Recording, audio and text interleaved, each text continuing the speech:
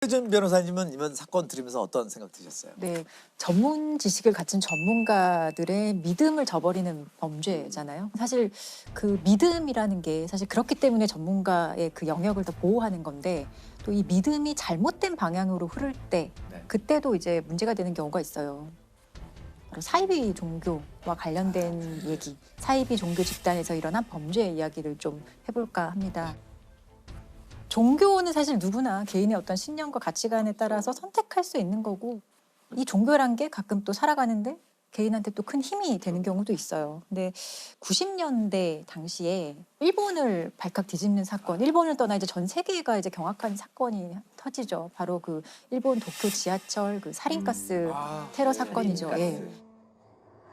지금 도쿄가 이른바 독극물 테러의 충격을 받고 있습니다. 도쿄 중심가를 관통하는 지하철에서 동시다발적으로 독가스가 뿜어져 나왔습니다.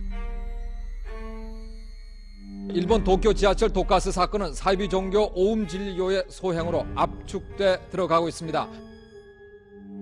사건이 발생한 날짜가 95년 3월 20일이에요. 근데 당시 월요일이었다고 하고 일본 사람들이 가장 많이 이제 출근하는 러시아워 시간대를 이제 범행 시간으로 선택을 했어요. 이때 이 무라카미 하루키가 이 사건 있고 나서 2년 후에 이제 피해자들을 인터뷰하면서 엮은 책이 있어요. 언더그라운드. 예. 그 책에 보면은 이런 얘기가 있어요. 때는 95년 3월 20일 월요일 기분 좋게 맑게 갠 이른 봄날 아침이었다. 어느 때처럼 혼잡한 지하철에 몸을 싣고 회사로 향한다. 평소와 다를 것 없는 지극히 평범한 아침이었다. 가발을 쓰고 가짜 수염을 붙인 젊은 남자 5명이 뾰족하게 갈아둔 우산꼬챙이로 기묘한 액체가 든 비닐봉지를 찌르기 전까지는 이 기묘한 액체라는 것은 이제 살인가스를 얘기하는 것이고요. 당시에 사람들이 어떤 일이 일어난지 몰랐죠. 사람들이 너무 호흡하기 힘들고 뭐 코와 귀에서 막 피가 나고 뭐 영문도 모른 채 무조건 이제 지상으로 올라가죠.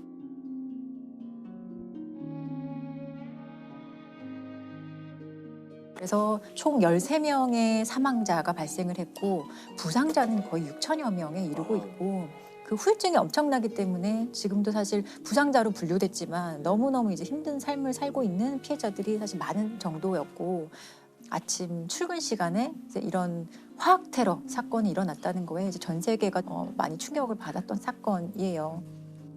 근데 이게 살인가스가 뭘까요? 살인이거든요. 지금 많은 분들이 지금 들으실 때 살인이 아니고 살인. 그렇죠. 사린이라는 물질인데요. 원래 이런 독극물이 나오면 항상 따라다니는 데가 꼭 그 독일 나치 아니나 다를까 이것도 이제 나치가 화학 무기로 만든 물질이에요. 독성이 그 보통 우리가 가장 그 극악한 독약이라고 하는 청산가리의 500배에 달하는 정말 이제 무시무시한 독성을 갖는 그런 물질인데요. 근데 문제는 이게 더군다나 이제 무색, 무취 전혀 이걸 감지할 수가 없어서 그리고 이걸 놔두면 바로 빠르게 기화를 하기 때문에 그냥 풀어놓으면 대부분 죽게 된다고 그러더라고요. 그래서 이 테러의 범인들이 자기도 죽으면 안 되기 때문에 여기다가 이제 약품을 하나 좀 첨가하게 돼요. 아세토니트릴이라는 건데 일단 그 반응 속도가 느려진대요. 속도가 느려지고 다음에 악취가 나게 돼요. 여기서 악취가 나게 돼서 비닐봉지에 넣어서 뭐 이렇게 풀은 다음에 그 범인들은 도망칠 수 있었고요. 아마 그렇지 않았으면은 훨씬 더 많은 피해가 있었을 텐데 불행 중 다행이라면 그렇게 속도를 늦춘 바람에 더 안 좋았을 수 있었는데 그보다 낫다고 하고요. 근데 어찌됐든 정말 그 굉장히 극악한 그런 살인 물질이죠. 살인이란 물질은 보통 만들어내는 거죠. 그렇죠. 아무나 만들 수 있나요? 아니죠. 그 화학 무기로 만들어지는 거니까. 전문가들이 있어야죠. 근데 이 옴질레교에서는 이런 살인가스를 비롯한 어떤 화학 물질 아니면 세균 바이러스 생물 무기를 다 가지고 있었어요. 그거를 다 제조하는 설비나 시설을 가지고 있었고 이 종교 단체가. 네, 그리고 또 실제로 지하철에서 이제 실행한 중에 한 사람도 의사예요. 의사 출신이었고 명문대학교를 졸업한 엘리트들이 꽤 많았다고 하거든요. 신도들 중에. 경찰의 주목을 새로 받기 시작한 화학연구반은 교단 내의 비밀 조직입니다. 30명 이상의 의사와 화학 전문가들로 구성된 화학연구반은 독가스, 생물학 무기 그리고 핵전쟁까지도 준비를 하고 있었습니다. 그리고 또 이게 어떤 실행에 옮기기 위해서는 뭐 살포할 때 필요한 군용 헬리콥터까지 가지고 있었거든요. 사실 범죄 단체인 걸 당시에도. 아니 왜 이런 테러를 목적이 있을 거 아니에요? 목적은 결국에는 이 교주 개인이 뭔가를 옴질리교를 계속 이제 지탱하기 위해서 예언 같은 걸 자꾸 해요. 그 예언이 실행되고 있는 예언이다. 내가 말한 대로 될 거라는 것을 보여주기 위해서 이런 테러를 자행한 거거든요. 아사하라가 오음진리교 잡지에서 밝힌 예언에 주목하고 있습니다. 그 내용은 일본이 96년 말을 계기로 대전환을 맞게 되며 대규모 살육이 일어날 것이라는 종말론적 경고입니다. 특히 10명 중 9명은 숨질 대살육이 독가스에 의해 일어날 수도 있음을 밝혀 도쿄 지하철 사건조차 예행 연습에 지나지 않음을 시사하는 듯해 더욱 전율스럽습니다.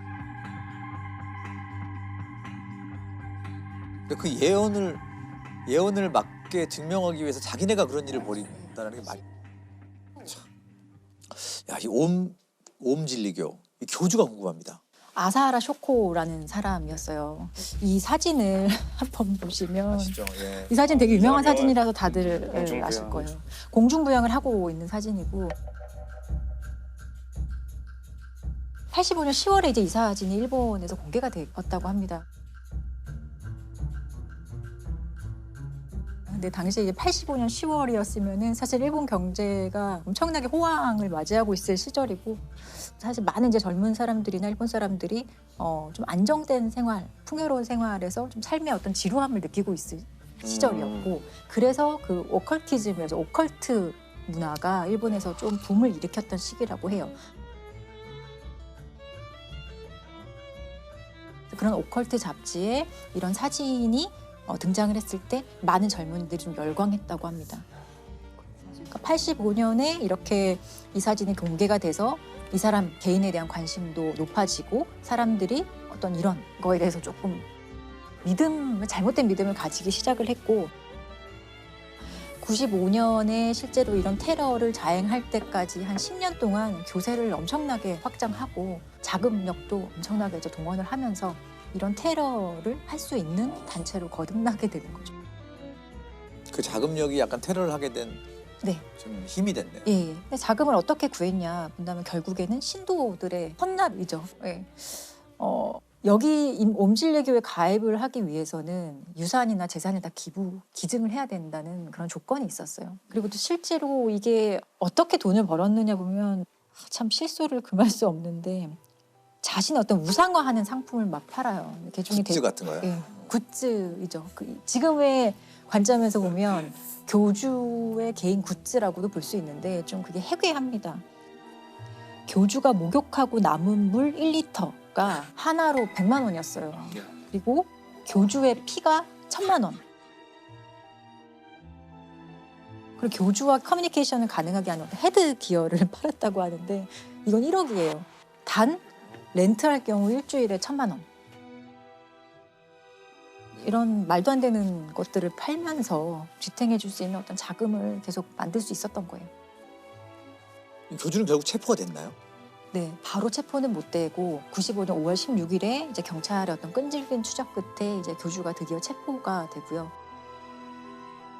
도쿄 지하철 독가스 사건으로 무리를 빚은 아사하라 교주가 드디어 체포됐습니다. 이미 지난주부터 치밀한 아사하라 교주 체포 계획을 세워놓고 밤새 대규모 경찰 병력과 장비를 동원한 일본 경찰은 오늘 새벽 5시 작전을 개시했습니다. 오전 9시 45분 경찰은 끈질긴 수색 끝에 드디어 2층과 3층 사이의 밀실에서 교주를 찾아내 체포했습니다. 교주를 잡고 보니 사실 과거에도 여러 가지 범죄에 연루됐던 것들이 많았던 거예요. 특히나 그 옴질리교가 사실 이 정도 확장을 하는 과정에서 피해를 입은 사람들이 있기 마련이잖아요. 그래서 그런 피해자들을 모아서 도와주는 어떤 변호사가 있었다고 하는데 피해자들을 도와주는 것을 방해하기 위해서 이 변호사 일가족을 살해하고 안매장하는 사건도 있었고요. 또 수학권이네. 옴질리교의 일부 지회를 이제 없애는 그런 재판 소송이 있었는데 그 소송을 담당하는 판사를 이제 살해할 목적으로 그때도 이제 살인가스를 살포해서 7여 명이 사상한 사건이 있었어요. 이것 외에도 20건 정도의 다른 범죄도 이제 밝혀지게 되는 거죠. 그래서 마지막 남은 공범 1명까지 일본 정부가 집요하게 상당히 오랫동안 추적을 해요. 그래서 마지막 공범은 17년 후에나 잡힙니다. 그리고 이 사건으로 480여 명을 검거하고 실제 재판으로 넘겨진 인원은 190명 정도가 이제 기소가 엄청 실제로 큰 돼요. 사건이네요. 네. 그래서 이게 사람들이 더 놀랐던 게 이제 이렇게 사람들을 검거해보고 경찰서 앞에 포토라인에 서고 이랬던 사람들 중에 대다수가 다 어느 정도 사회에 어느 네. 정도 기반 잡은 사람들. 성실한 의사였거나 평범한 회사원들이 많았던 거예요. 그래서 사람들이 뭔가 좀 사회에 적응하지 못하는 사람들이 자행했을 테러라고 생각했지만 실상은 전혀 그렇지 않았다는 거에 사람들이 한 번 더 놀라게 됩니다. 정말 평범한 사람들이 좀 믿기지 않습니다. 그렇죠? 그러니까 옴질리교를 통해서만 이 세상을 구원할 수 있다. 핵전쟁이나 뭐 인류 멸망 이런 것들을 항상 얘기하면서 신도들에게 어떤 공포심을 자극했다고 해요. 그러니까 막연하게 공포심을 느끼게 하고 주변과 단절을 시키는 과정에서 더욱더 이 믿음을 이제 강화하는 그런 작업을 했던 거죠. 그래서 그 재판이요. 최종적으로 2011년 11월에 이 교주를 포함한 주동자 13명에 대해서 사형 판결이 확정이 되거든요. 그리고 사형이 실제로 집행이 되는데 집행되는 시점은 2018년 7월에 집행이 되고 총 사건 발생일로부터 사형 집행될 때까지 시간이 한 23년 정도 걸렸던 거예요. 그러니까 뭔가 인간의 좀 취약함을 파고드는 게 이런 잘못된 믿음인 것 같고 실제로 재판 과정에서 이제 교주를 제외한 다른 공범들은 나는 교주한테 세뇌당해서 이런 행동을 한 거다. 나는 심신미약이다. 라는 주장을 했었어요. 근데 당연히 받아들여지지 않고 실제로 이들이 어떤 범행을 하면서도 위법성은 인식을 했을 것이고 그럴 때마다 스스로 자기 합리화를 했던 게 인류를 구원하는 일이다. 내가 하는 일은. 그런 식으로 오히려 본인들이 행동에 대해서 스스로 합리화를 하면서 이런 범행을 저질렀던 거죠. 우리나라에도 비슷한 사건이 있었죠. 우리나라에도 있었어요. 정말 이런 말도 안 되는 되게 웃으실 수도 있는데 진돗개를 숭상하는 모시는 진돗개교 사건이라고 있었어요. 진돗개교. 네, 2014년에 이제 일어났던 일인데 2014년 8월 14일에 수상한 아동 실종 신고가 경찰에 접수가 돼요. 아들을 잃어버렸다라고 막 울어요. 어떤 엄마가 와서. 근데 그 아이를 어디서 언제 잃어버렸습니까? 라고 물어보니까 아이가 잃어버린 시점이 이미 한 달이 지난 거예요. 네. 그럼 그동안 신고 안 하고 뭐 했냐라고 물어보니까 내가 찾을 수 있을 거라고 생각했다라고 얘기하고 조금 수상한 얘기를 많이 해요. 그래서 경찰 입장에서도 단순 실종 사건은 아니겠다라는 생각으로 이 아이의 행방을 막 찾기 시작을 하거든요. 그래서 주변의 그 아동 보호시설 140여 군데도 조사를 해보고요. 엄마라는 최 씨 주변도 많이 탐문을 해요. 그런데 한 5개월 동안 계속 수사를 해봐도 전혀 어떤 혐의점이라든지 의심할 만한 부분을 결국 찾지 못해서 이 사건이 이제 미제로 남게 되거든요. 근데 미제로 남게 되었다가 2016년 2월에 이제 이 사건이 다시 이제 수면 위에 떠오르게 되게 돼요. 왜 떠오르게 돼요? 당시에 2016년 2월에 그 미취학 아동인데 실종된 아이들을 좀 집중적으로 조사를 했다고 해요. 근데 그 과정에서 실종 신고된 이 사건이 다시 이제 경찰이 보게 되고 이거는 단순 실종 신고가 아니겠다라는 판단에서 다시 한번 조사를 하게 돼요. 조사하는 과정에서 이 엄마 최 씨가 아이가 실종했다고 하는 시점을 전후해서 한 15일치의 그 휴대전화 통화 내역을 보는데 이상하게 그 통화의 상대방들이 강서구의 한 다세대 주택에 다 살고 있는 사람들이었던 거예요. 너무 이상하잖아요. 네, 그래서 그 다세대 주택을 살펴봤더니 사람들이 공동체 생활을 하고 있는 것 같은데 특별히 어떤 범죄 혐의점은 바로 찾을 수 없는 것 같았어요.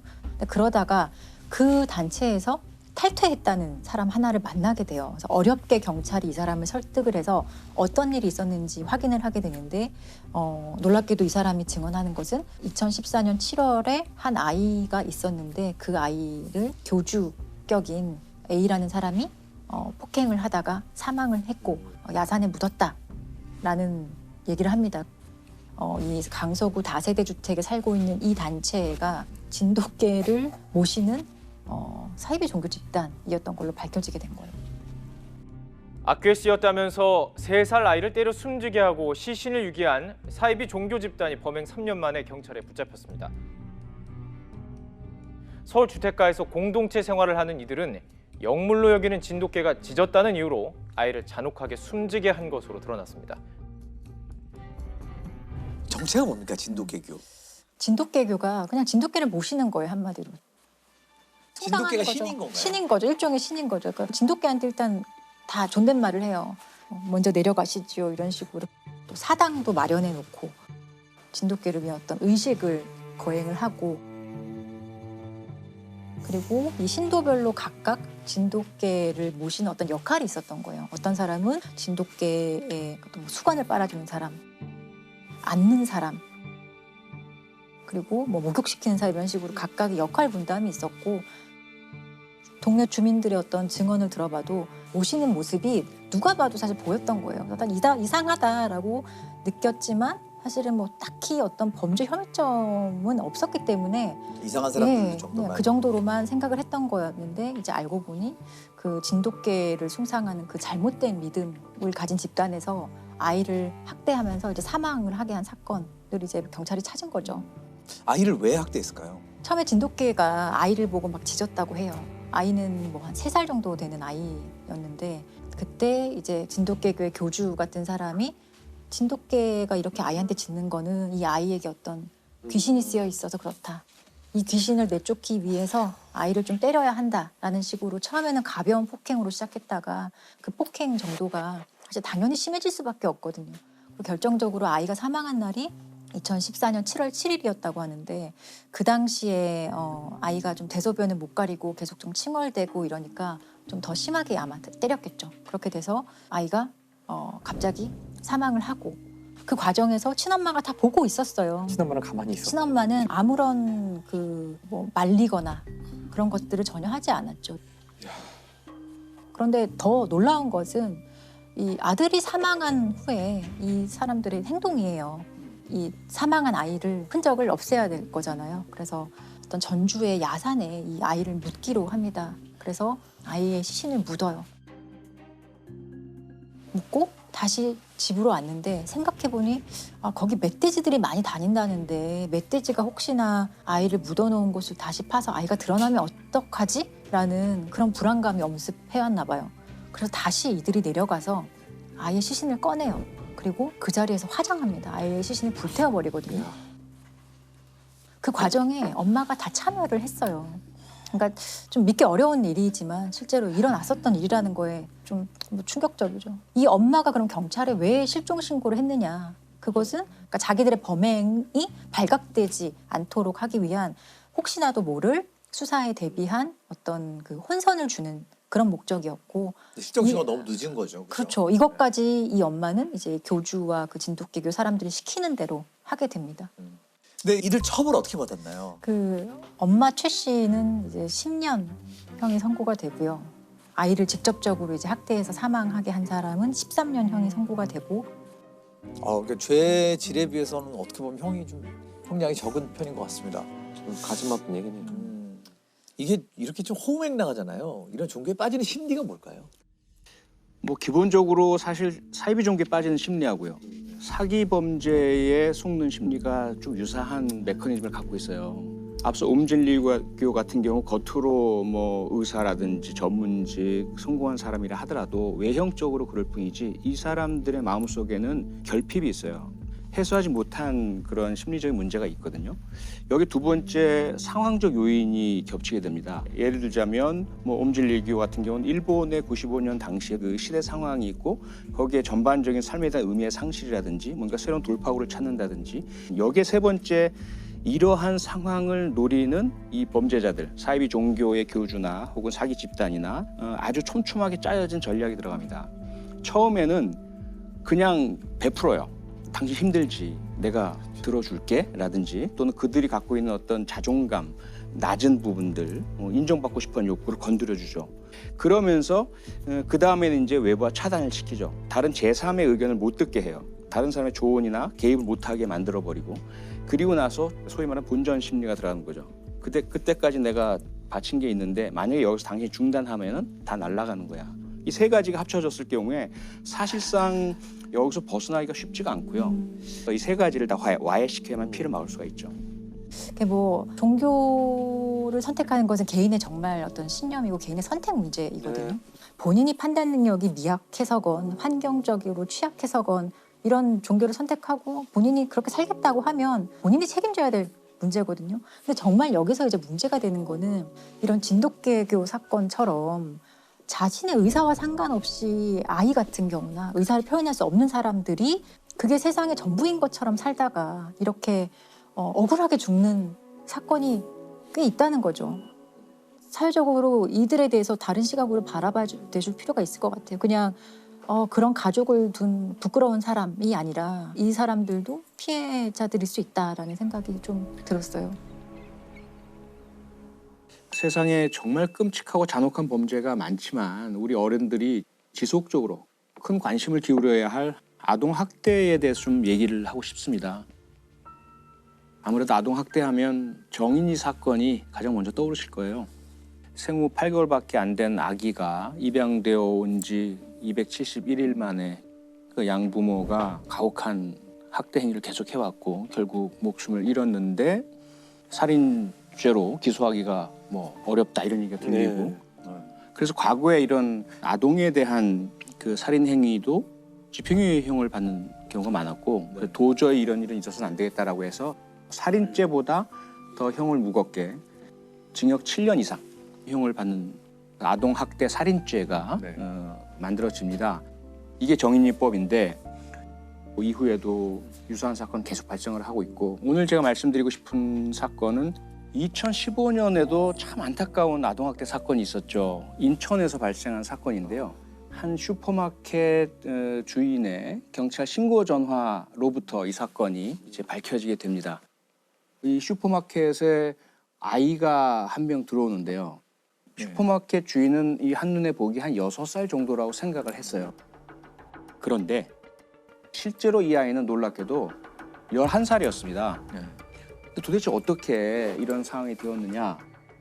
이 아이는 자기 아버지 친부, 그다음에 아버지의 동거녀, 그리고 동거녀의 친구 요렇게 이 세 어른에게서 지속적인 이제 학대를 받았던 것인데요. 거의 뭐 2년 넘는 기간 동안 이런 지속적인 학대를 받으면서 11살짜리 어린이가 4살 아이 평균 몸무게 정도에 해당될 정도로 너무나 영양실조에 걸려 있었고요. 그다음에 발견 이후에 의학적인 진단 치료 검사를 해보니까 늑골이 2개가 부러져 있었고 온몸에 심각한 멍이 든 이런 상태였습니다. 이 아버지는 게임에만 집에 있어 몰두하면서 자기가 생각했을 때 뭐 말을 안 듣는다든지 귀찮게 한다든지 이러면 주먹, 발로 마구 때리기도 했고요. 그다음에 이 행거, 옷 거는 거 있잖아요. 그 쇠파이프로도 막 때리기도 했습니다. 그리고 이 어린아이를 며칠간 밥을 안 주고 굶기기도 했고요. 그리고 손 노끈으로 막 묶고 결박을 한 채로 이 뒷 베란다, 창고 같은 거 이런 데 막 감금해 두기도 했었어요. 그러니까 이 어린아이가 너무 힘들고 괴롭고 고통스럽고 배가 고파가지고 묶여있던 노끈을 가까스로 풉니다. 그리고 이 높은 2층 베란다를 탈출을 해가지고 땅으로 내려와서 가까운 슈퍼마켓에 들어갔었던 거예요. 11살 여자아이가 배가 너무 고파서 맨발로 집에서 탈출했는데 몸 곳곳이 멍들어 있었고 친아버지와 동거녀가 2년 넘게 집에 가둬놓고 이렇게 만들었다고 합니다. 소녀의 키는 120cm, 초등학교 5학년 나이인데도 몸무게는 4살 평균인 16kg에 불과했습니다. 지난 12일 낮 자신의 집인 빌라 2층의 세탁실에서 가스배관을 타고 탈출했습니다. 집안 욕실과 세탁실에 갇히길 수십 차례, 동거녀와 살며 인터넷 게임에 빠져 산 아버지는 딸이 남은 음식을 찾아 먹으면 매질을 했고 일주일 넘게 밥을 주지 않을 때도 있었다고 경찰은 밝혔습니다. 아니 이게 학대가 굉장히 심한 경우인데 주변에서 눈치를 못 챘을까요? 범죄 심리학자들 다수가 아동학대 피해자 분들을 이제 생존자라고 불러요. 예, 가장 일상적이면서도 함께 사는 가까운 사람에 의해서 벌어지기 때문에 잘 드러나지가 않죠. 결국 아주 심각한 중상해나 커다란 사건이 되어서야만 밝혀집니다. 그래서 아동학대는 어떤 범죄보다도 암수 범죄가 많죠. 그리고 실제 아동학대의 80%는 그렇게 가정 내에서 일어나는 아동학대가 80%고 우리가 알 수가 없는 경우가 대부분이죠. 그래서 이 사건을 계기로 정부에서는 장기 결석 아동들, 학교에 가야 하는데 오지 않는 아동들에 대한 전수조사를 실시하게 되었습니다. 학대를 당한 딸은 학교를 2년 넘게 결석했지만 교육당국의 손길은 미치지 못했습니다. 아동 관리에 허점이 드러난 건데요. 정부가 부랴부랴 장기 결석 학생에 대해 전수조사에 나섰습니다. 요즘 아동학대에 대한 그 법과 그 인식이 굉장히 높아지고 있는데 여전히 좀 부족하다는 생각이 많이 들어요. 여전히 부족합니다. 네. 여전히 부족하고요. 앞서 제가 이제 생존자라는 표현을 말씀드렸지만 사실 아동학대는 그 자체가 트라우마로 작용하고 상당히 심각한 그런 피해 후유증으로 남게 되죠. 2013년에 미국 여러 대학에서 한번 연구를 해봤어요. 아동학대 피해자들과 아동학대를 당하지 않은 아이들 사이에 그 fMRI라 그래서 자기공명 영상으로 뇌를 이제 촬영을 해본 거예요. 그랬더니 아동학대 피해자들에게서 나타나는 독특한 현상이 전전두엽하고 해마 부위를 연결짓는 곳에 손상이 많이 발견이 됐어요. 그 영향은 뭐냐면 불안, 두려움, 초조 이런 것들을 잘 이렇게 견뎌내기 힘들게 되고요. 정서 관리가 어려워지고 상당히 좀 장기적인 후유증이 남을 수 있는 그런 상처가 발견이 되는데 문제는 과거엔 대놓고 폭력과 학대를 저질렀다면 이제는 아동학대가 처벌받는다는 걸 아니까 몰래 숨어서 그리고 지능적으로 눈에 보이지 않는 부위에 대한 폭력과 학대를 저지른다든지 정서적 학대를 한다든지 이런 일들이 많이 벌어지고 있어서 결국 아동이 받는 충격은 다른 아이들은 나보다 행복하게 살고 있는 것 같은데 나만 이렇게 괴롭고 모욕당한 것 같아 라는 느낌을 갖고 있다면 이 외부적인 몸의 상처는 없어도 마음의 상처는 더 심하거든요.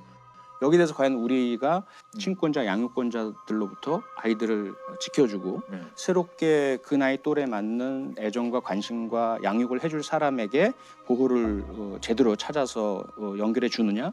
그렇지 못하고 있죠, 아직까지. 이제 막 범죄 영화 같은 거 보면 가정폭력이나 아동학대를 당했던 경험에 범죄자들이 꽤 있었거든요. 실제적으로 피해자였던 사람이 나중에 가해자가 되는 경우가 있나요? 우리가 잘 아는 연쇄살인범들 유영철, 정남규, 강호순 아동학대 피해자입니다. 어린 시절에는. 그렇다고 해서 우리가 그런 강력범죄자들에게 면죄부를 줄 수는 없어요. 조소도 안 되고 정당화의 논리도 안 됩니다. 왜냐하면 아동학대 피해를 당한 절대 다수는 절대로 내가 당한 거를 다른 사람에게는 하지 않겠어라는 결심을 합니다. 그래서 오히려 그 의지로 다른 사람을 지켜주고 보호해주는 사람 모범적인 시민이 되는 경우가 가장 많고요. 또 다른 분들은 그 학대 피해 후유증을 잘 이겨내지 못하고 아동학대 피해 후유증을 안고서 우울증이라든지 정신과적인 질환을 앓으시면서 힘들어하시는 분들이 그 다음에 다수고요. 아주 극소수가 자신이 받은 아동학대 피해를 학습을 하죠. 그리고는 다른 방법은 자기가 알지 못하니까 자기에게 욕구 불만이 생기거나 분노가 생기거나 또는 갈등이나 누군가와 다툼이 생기면 그걸 자기가 받은 것과 똑같은 방식으로 학습한 내용을 학대하고 폭력을 저지르게 되는데요. 가장 대표적인 사건 중 하나가 2010년에 발생했죠. 양천구 신정동의 옥탑방에서 발생했던 살인 사건에 대해서 말씀드리고자 합니다. 웃음소리가 기분 나빠서 살인했다라고 알려졌던 사건이에요. 이 사건의 범인이 33살이었는데 10여 년간 교도소에 복역하고 있다가 출소한 친구였어요. 근데 그 사이에 세상은 많이 바뀌었잖아요. 자기가 나와서 새로 적응하고 살려고 노력을 했는데 건설 현장에서 이제 일하는 것밖에는 할 수 있는 게 없고 그래서 그날도 토요일인데 2010년 8월 7일이었죠.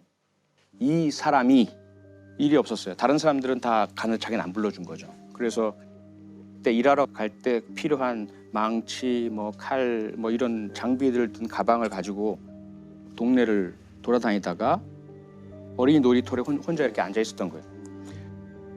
그런데 어디선가 웃음소리가 들린 거죠.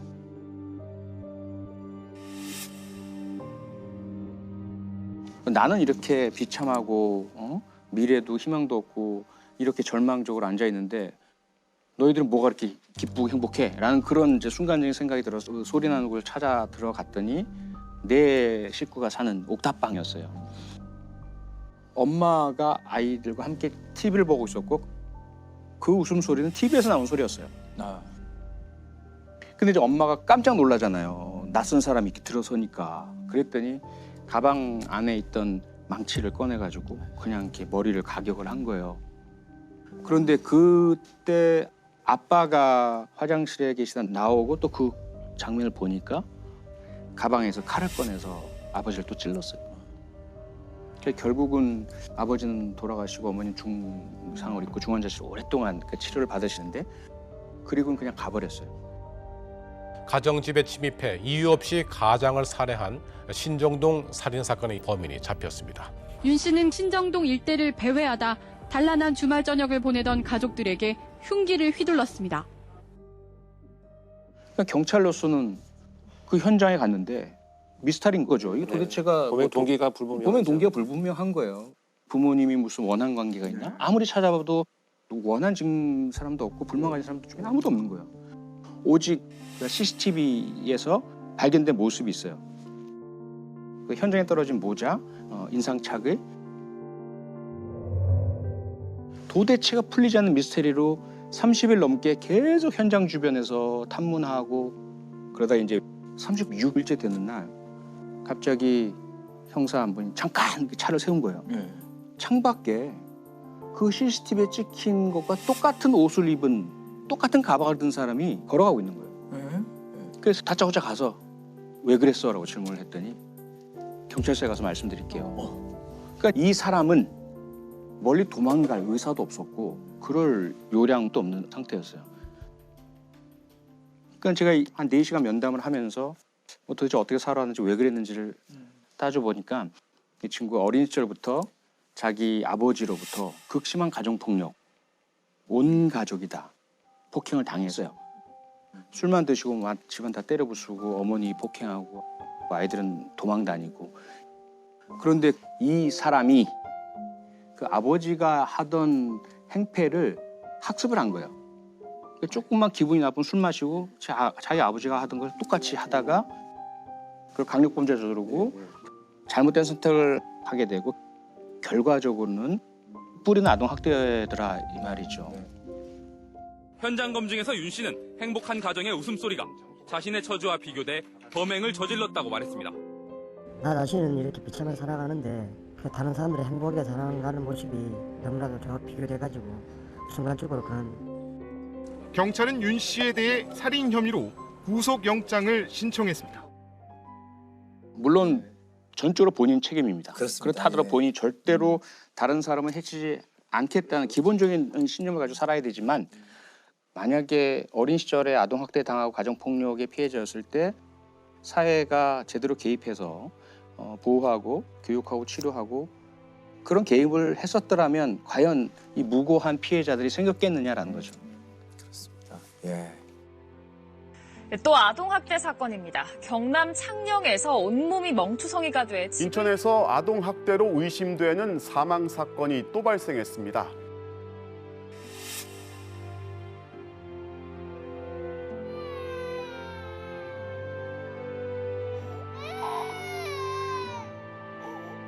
저희가 알스범잡하면서 가장 얘기 들을 때 마음 아픈 게 아동학대 얘기였던 것 같아요. 저희가 지금 몇 차례 다뤘는지 모릅니다. 시즌 1부터 시작해서.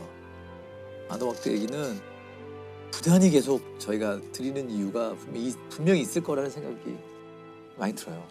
지금 이 순간에도 아마 발생한다는 것이 가장 두려운 얘기죠. 이 아동학대만큼이나 또 많은 관심을 받는 범죄가 소년범죄. 중학생이 또래 학생들로부터 집단 폭행을 당했습니다. 수입차를 밤마다 훔쳐 타고 다닌 10대 친할머니를 살해한 혐의로 10대 형제가 나란히 구속됐습니다.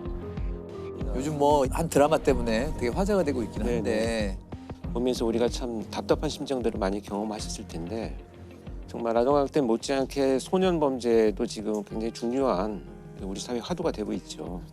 근데 이 범죄를 저지르는 이 소년들, 청소년들을 보니까 굉장히 예민한 시기에 약간의 어떤 고립감을 느끼면서 범죄를 시작하는 경우들이 많잖아요. 이제 학대도 마찬가지고 가정에서의 고립, 또 어떤 사회적 관계에서의 고립 이런 것들 경험하면서 이제 범죄에 빠져들게 됩니다. 오늘 제가 소개해드릴 사건 중에 하나는 프로파일링을 시작한 초창기인데 2001년도에 발생한 사건인데요. 저한테 이제 요청이 왔었어요. 분석을 좀 해달라고. 그래서 이 범인이 체포된 이후에 직접 가서 그 범죄자와 면담을 장시간 했던 사건입니다. 사건 내용을 이제 소개를 들어보면 이 아이의 부모는 24시간 운영하는 식당을 갖고 계셨어요. 그래서 열심히 일을 하시면서 그 아이가 둘이 있었는데 이제 14살 된 큰아들과 11살 된 둘째 아들이 집에서 생활을 하고 있었습니다. 그런데 이날 아버지가 집에 돌아와서 보니까 아이들이 집에 있어야 되는데 소리가 없어요. 그래서 작은 방에 문을 열어봤더니 이 11살 된 둘째 아이가 그냥 누워있는 상태에서 뒷머리를 강력한 둔기로 공격을 받아가지고 피가 그대로 고여있는 상태로 쓰러져 있는 거예요.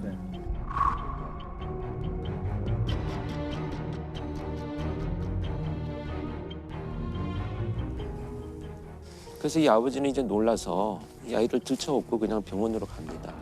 하는데 이미 사망을 한 거죠. 근데 사망한 시간이 꽤 된 거예요. 근데 여기서 문제가 된 건 뭐냐면 이 있어야 될 형이 없어진 거예요.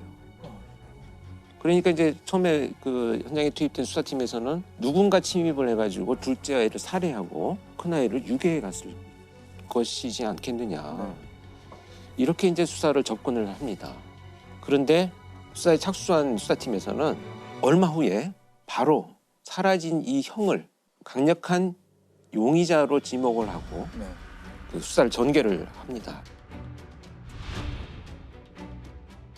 일단 이제 드나든 사람들에 대한 흔적을 찾기 위해서 가장 먼저 할 것이 이제 경찰에서 CCTV 수사를 했는데요. 사망 추정 시간이 지나서 얼마 후에 이 큰아들이 가방을 메고 유유히 혼자 걸어 나가는 것이 CCTV에 찍힙니다. 그래서 이 아이의 그 일기장이나 이런 흔적들을 이제 봅니다. 도대체 왜 이런 일이 벌어졌는가. 그랬더니 이 아이가 좀비라는 이름으로 미니 홈피를 운영을 하고 있었어요. 거기에 보니까 군내 갔다 와서 살인을 마음껏 즐기는 것이 나의 꿈이다. 그래서 나는 그것을 실현하기 위해서 손도끼를 구입을 해왔다. 손도끼를 구입해서 침대 밑에 놓아두었는데 너무 기분이 좋다. 이런 글들을 이제 발견을 합니다.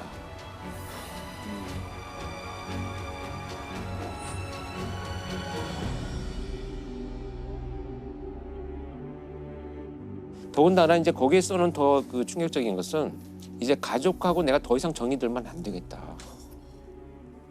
그게 그냥 아이들이 생각하는 중이병 차원을 넘어선 거 아닙니까? 완전히 넘어선 거죠. 이 정도는 사실 표고에서 잘 알겠지만 이 정도의 사회적 분노라는 것은 보통 30대를 전후해야 그동안 쌓인 분노가 표출되는 정도인데 14살 아이가 이런 걸 쏘는데 그게 믿어지지가 않는 거죠.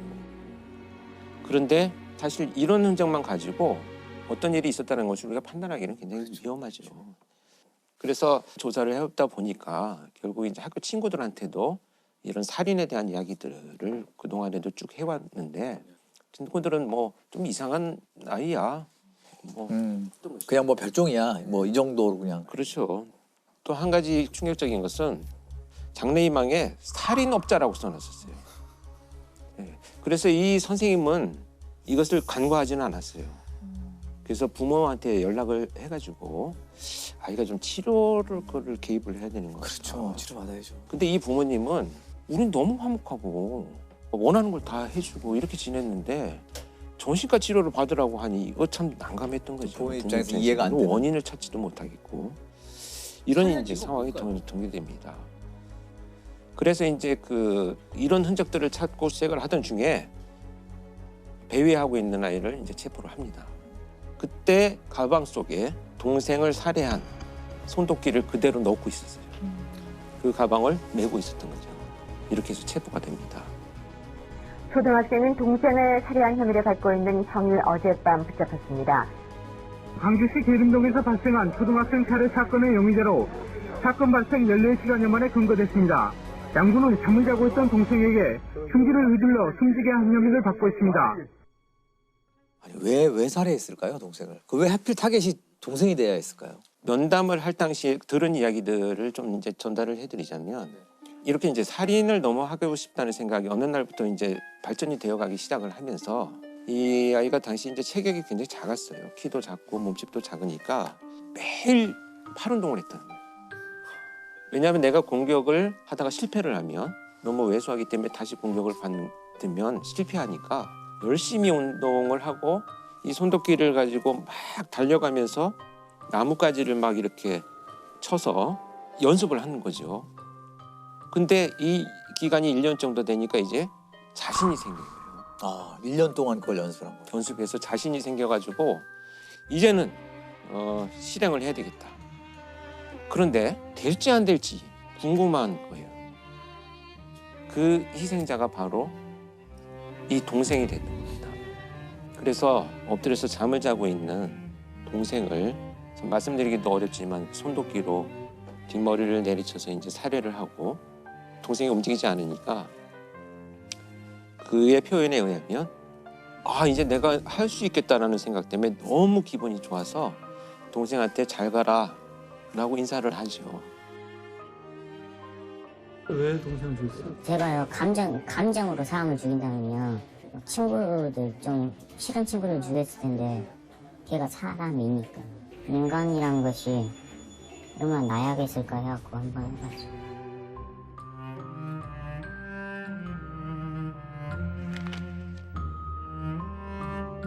그래서 이 아이는 나와서 그렇다면 어떤 일들을 했느냐를 이제 경찰에서 추적을 하면서 면담을 이어갔더니 누군가 이제 오토바이를 탑니다. 좀 태워달라고 해서. 네. 그래서 태워서 가던 사람이 이제 내려가지고 잠깐 소변을 보는 사이에 실행을 하려고 꺼냈는데 갑자기 사람이 나타나서 이제 중단을 하고요. 네. 또 내려서 이제 그 대상자를 찾기 위해서 돌아다니다가 밤늦게 이제 답변하게 소변을 보고 있는 술이 취해서 있는 사람을 보고 실행을 하기 위해서 들었는데 마침 유리 거울 같은 게 있어가지고 자기 모습이 비쳐서 보이니까 놀라서 또 중단을 하죠. 저는 살인이고 죽음이고 그런 게 좋았거든요. 재밌다 그런 거. 기분이 좋다는 느낌이 들고 흥미가 있었어요. 저는 정말 지금까지 그 1000명이 넘는 범죄자를 만났지만 어떤 일을 하고 싶냐 나오면 라고 했더니 이런 말을 하는 아이는 처음 봤어요. 한 명씩 죽이는 것이 재미가 없을 것 같고 건물이 폭발하거나 이렇게 여러 사람이 죽는 모습을 너무 보고 싶어요. 이건 마치 이제 나의 장래 희망을 얘기하듯이 이거는 자연스럽게 이렇게 됐을 것 같지는 않고 뭔가 컨텐츠를 보거나 좀 그런 거에 영향받은 것 같다는 느낌이 강하게 들거든요. 영향을 많이 받았고요. 네. 특히 이제 그때 표 교수도 언론에 한번 인터뷰를 이 사건 가지고 했었어요. 그랬죠. 예. 그 당시에는 언론에서는 그 답을 찾으려고 게임에 몰입하게 됩니다. 게임이 이렇게 했다.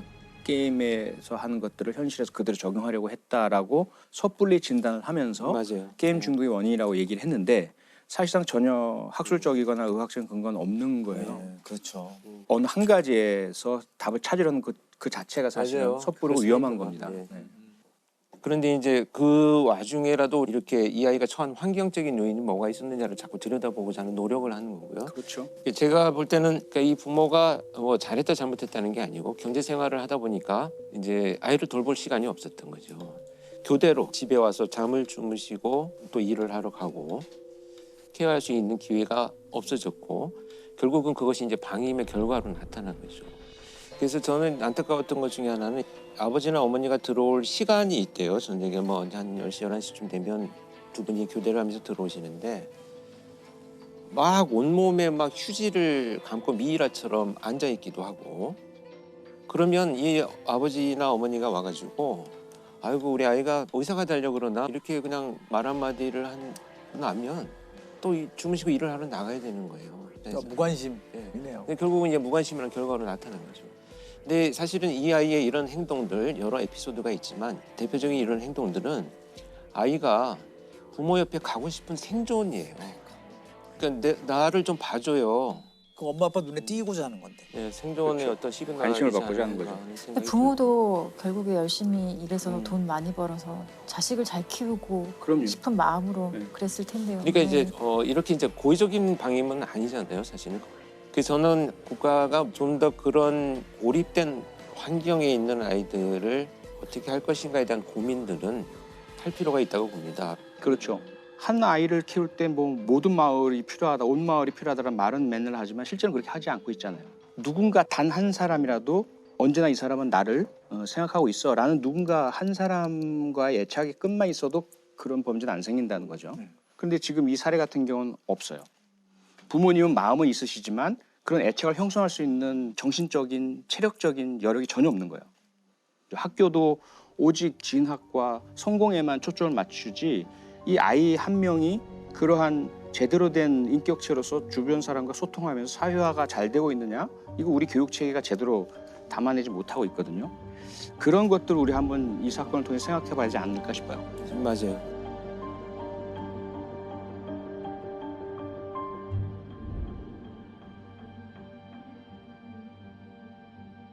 그러면은 형량은 어떻게 받았나요? 청량은 일단 소녀법이 적용이 돼가지고 이 사건은 재판은 비공개로 진행이 됐고요. 네. 4년 단기보호 처분을 받았습니다. 4년.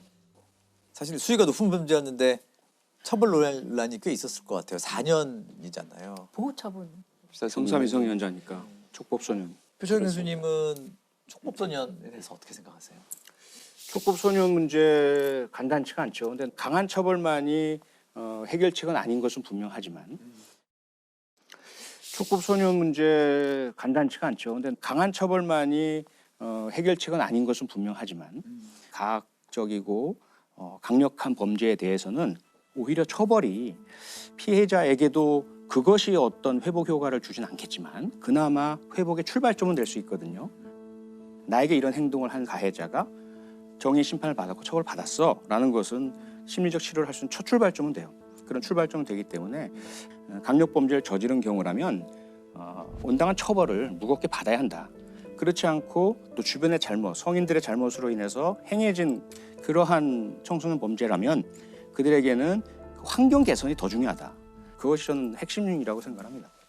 근데 지금 소년범 같은 경우는 좀 다른 방식으로 우리가 좀 봐야 될 필요가 있어요. 소년법상 19세 미만을 소년이라고 하고 그 사이에도 여러 가지 나이로 분류가 되는데 10세가 되지 않은 아이들 같은 경우는 아무리 범죄를 저질러도 형사처벌되지 않고요. 그리고 10세 이상 만 14세 미만 이 사이에 있는 소년 범죄자들을 우리가 촉법소년이라고 많이 불러요. 촉법소년의 연령을 더 낮추는 얘기도 있고 여러 가지가 있지만 아무것도 아직 실행된 건 없어요. 이 형사 미성년자는 사실 14세 미만 되게 오래됐고 한 번도 변한 적이 없는 거거든요. 우리나라 그게 50년대, 1950년대. 53년에 형법 제정되고 한 번도 바뀌지 않았기 때문에 사실 형사 미성년자의 나이는 이제 좀 고민해봐야 될 때일 것 같고 그래서 소년법도 이제 폐지하라는 여론이 사실 꽤 있어요. 그렇죠. 예. 지금 그런 소년법이라는 것 자체가 그러니까 반사회성을 가진 소년의 환경을 조정하고 품행을 교정하는 게 목적이거든요. 결국에는 이 사회로 다시 돌아와서 건전하게 성장할 수 있도록 소년들을 돕는 거거든요. 근데 제가 볼 때 소년법의 문제는 소년범죄 그 가정법원에서 심사하고 심리하고 이러면 정말 완전한 비공개고 검사가 들어가는 재판이 아니에요. 피해자들이 상당히 그 과정에 접근할 수가 없어요. 촉법소년은 체포 구속되지 않고 조사를 거부하거나 귀가 의사를 나타내면 사건 조사도 할 수 없습니다. 소년부로 송치된 후에는 피해자 가족이 재판 날짜를 알 수도, 재판에 참석할 수도, 어떤 처분을 받았는지도 알 수 없습니다. 사실은 지금의 그 처벌의 모습, 사법의 모습은 회복적 사법이라고 해서 모든 것을 진짜 원래대로 돌려놓는 데 이념이 있거든요. 근데 이 회복적 사법의 가장 전제가 되는 건 가해자의 책임과 사과거든요. 피해자에 대한 사과. 그런데 피해자가 원하는 그렇죠. 동의가 있어야 돼요. 전제가 있어요. 그리고 가해자도 충분히 반성하고 피해자에게 사죄할 명확한 의사가 있을 때 이것을 확인했을 때 그 다음에 준비 안 된 미숙한 가해자가 자기는 미안하다고 사죄한다고 하지만 그게 피해자에게 더 상처를 더 덧낼 수도 있거든요. 그렇게 하지 않도록 훈련된 그 중재자가 중재자들, 미리 얘기를 나누고 조정한 다음에 하는 거죠. 훈련된 중재자가 없어요. 그래서 안 되는 거예요. 그게 그게 핵심이죠. 그냥 돈으로 범죄 피해를 흥정하려고 한다는 생각 때문에 피해자들이 오히려 더 반감을 가진 경우가 많아요. 근데 이런 절차가 지금 이 소년법은 소년을 보호한다는 목적에 의해서 이런 것들이 많이 좀 잘 지켜지지 않고 있고 이런 것들을 하나도 개선을 안 하면서 소년범법을 없애라, 소년범을 강력하게 처벌하라 하는 것은 사실은 근본적인 해결 방안은 전 아니라고 생각을 해요. 결국 이런 아이들의 범죄는 성인 범죄로 이어질 가능성이 굉장히 높습니다. 결국 재범이 높다라는 이런 의미가 되겠고요. 그렇기 때문에 강력한 처벌, 당연히 논의가 되어야 되겠고 당사자한테 교정의 기회를 줄 수 있는 것들도 좀 연구가 돼야 되고 반드시 병행할 것이 이제 심리치료도 좀 국가에서 적극적인 개입을 하는 것이 교정뿐만 아니라 본질적인 예방을 하는 데 도움이 되지 않겠나 하는 고민을 해봅니다. 참 이 촉법소년 그리고 또 소년범죄 얘기는 참 마음 무겁습니다. 무겁죠. 예. 그래서 제가 좀 마지막으로 드리고 싶은 말씀은 제가 이 사건을 굳이 오래됐지만 꺼낸 이유 중에 하나가 이런 케이스들을 통해서 우리가 무엇을 좀 놓쳤는가를 한두 가지라도 좀 찾아보자라는 간절한 심정이 있었어요. 왜냐하면 이때 내가 면담을 하면서 어른으로서 어떻게 무엇부터 접근해야 될지 너무 막막함을 느꼈기 때문에 벌써 20년이라는 세월이 지났는데 유사한 범죄들이 더 잔혹해졌다면 참 무엇을 했는가라는 좀 어떤 그 죄책감도 들고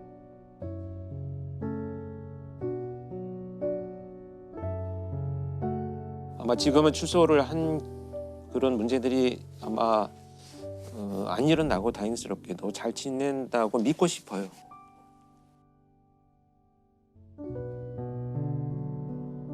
짐승 같은 범죄를 하나 소개를 하려고 합니다. 황영동 살인 사건인데 황영동 49살 먹은 사내가 대낮에 공중화장실에서 자기랑 아무 상관도 없는 여성을 성폭행을 시도를 합니다.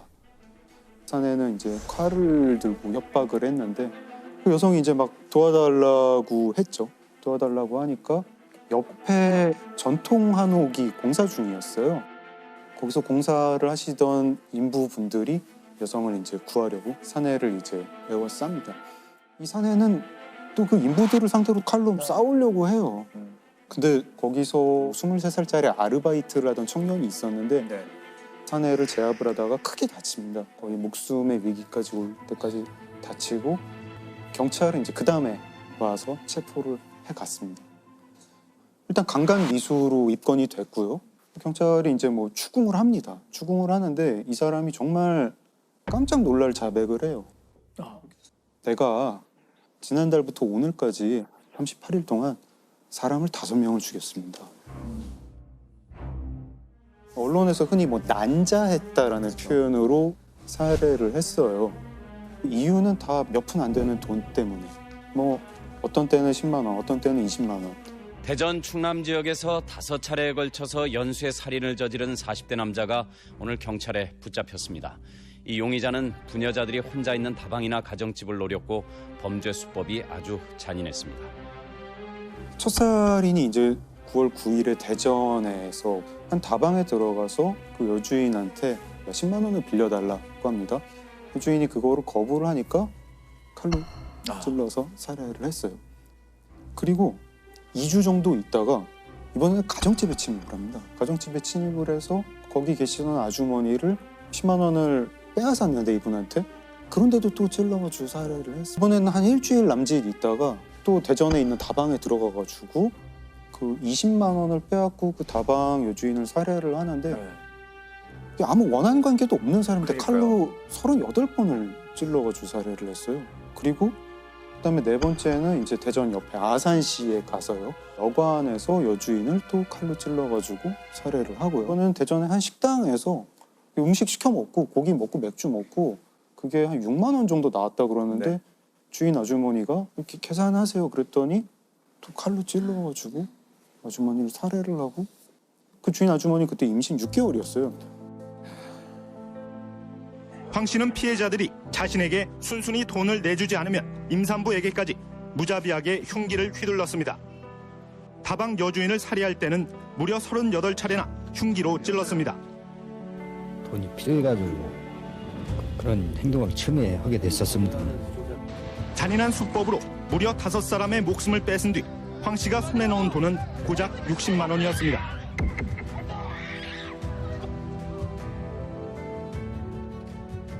이게 총 몇 개월간 일어났던 거죠?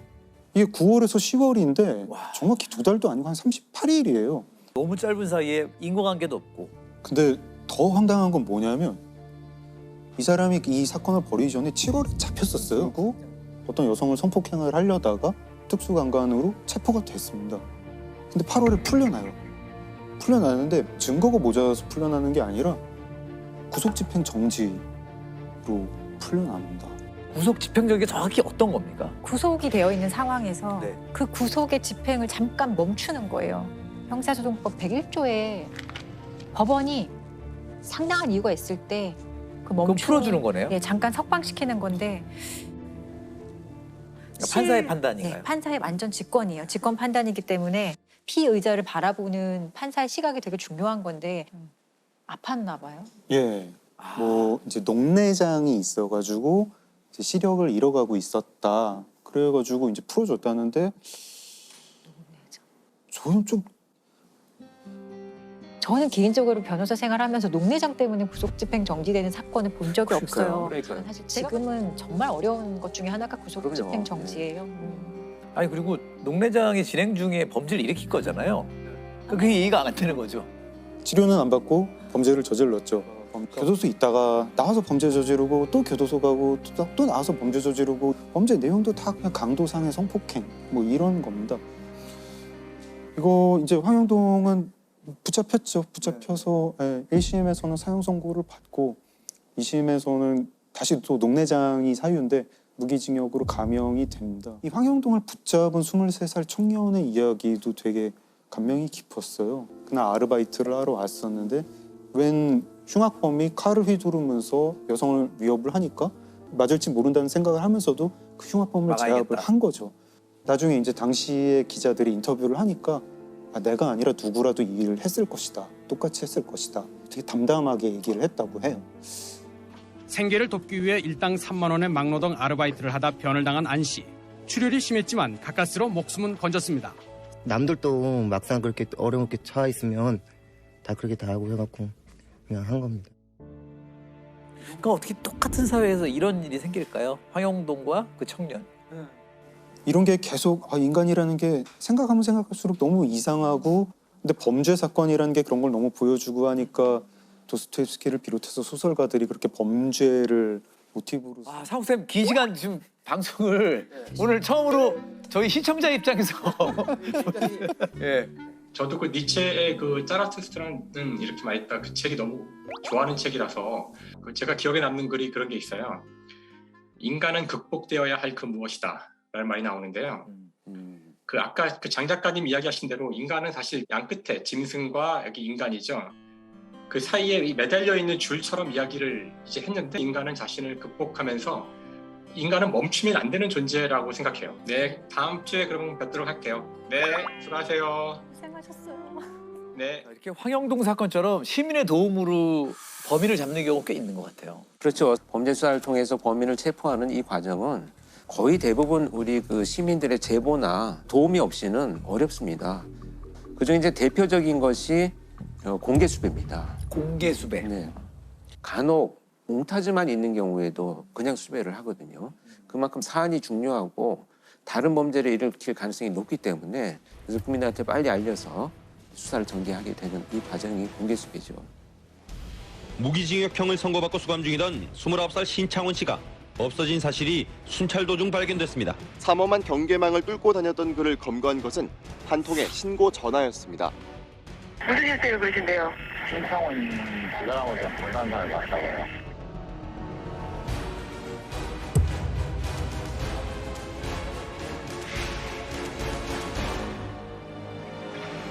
계곡 살인 사건의 피의자인 이은혜와 조연수가 오늘 낮에 검거됐다는 소식이 들어왔습니다. 이은혜와 조연수는 경기도 고양시 덕양구에 있는 한 오피스텔에서 붙잡혔는데요. 지난달 30일부터 공개 수배로 전환된 지 17일 만입니다. 이렇게 이제 범죄 수사에 그 여러 공개 수배를 활용을 하는데요. 제가 오늘 말씀드릴 내용은 2015년에 발생한 소위 트렁크 살인 사건으로 보도가 된 김일곤이라는 자에 의한 살인 사건입니다. 2015년에 충남 아산에 있는 한 대형 그 마트 주차장에서 범인이 전국을 피해자를 데리고 돌아다니다가 피해자가 이제 탈출을 하려고 하니까 거기에서 피해자를 살해합니다. 그리고 심지어 트렁크에 피해자의 시신을 싣고 심지어 피해자를 싣고 서울 시내를 통과를 하다가 다른 차와 접촉사고가 납니다. 그래서 도망을 갑니다.